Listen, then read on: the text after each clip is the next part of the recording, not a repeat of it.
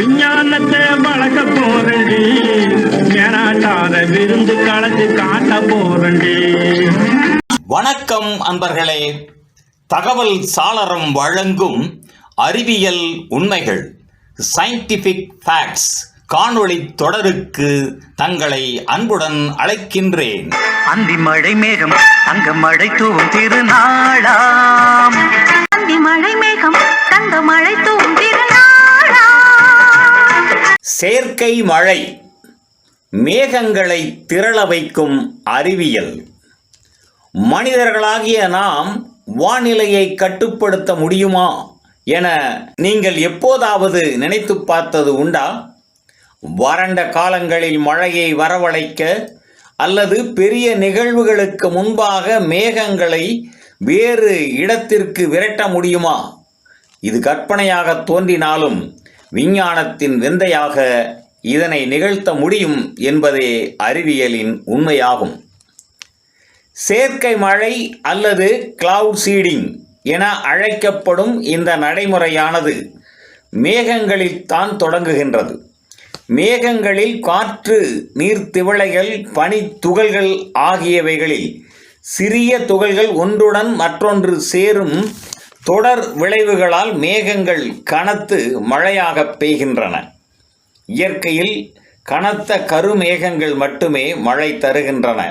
மற்ற மேகங்களில் நீர்த்திவளைகள் குறைவாக இருப்பதால் அவைகள் காற்றினால் வானின் மற்ற பகுதிகளுக்கு எடுத்துச் செல்லப்படுகின்றன.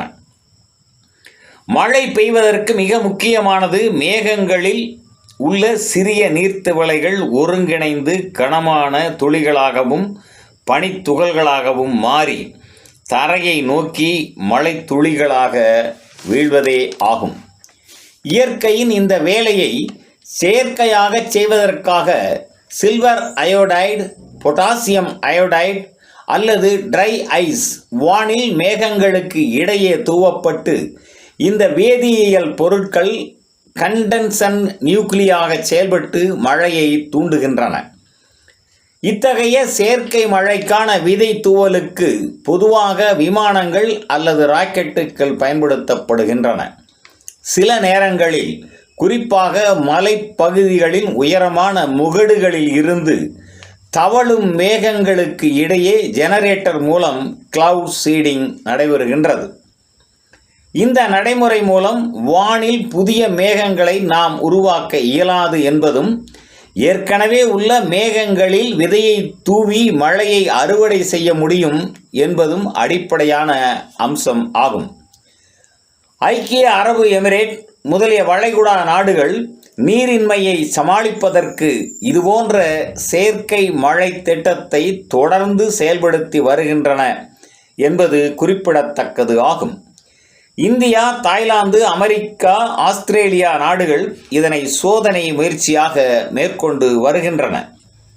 செயற்கை மழை என்பது இயற்கையின் போக்கிலேயே சென்று அதன் உள்ளார்ந்த வேதியியல் பயன்பாட்டை மனிதன் தன் மதிநுட்பத்தால் அறிந்து கொண்டு அதனை தனக்கு சாதகமாக மாற்றிக்கொண்ட சாதனை என குறிப்பிடலாம். நன்று நண்பர்களே. தகவல் சாளரம் வழங்கும் அறிவியல் உண்மைகள் தொடரின் பிறிதொரு காணொளியில் மீண்டும் சந்திப்போம். நன்றி, வணக்கம்.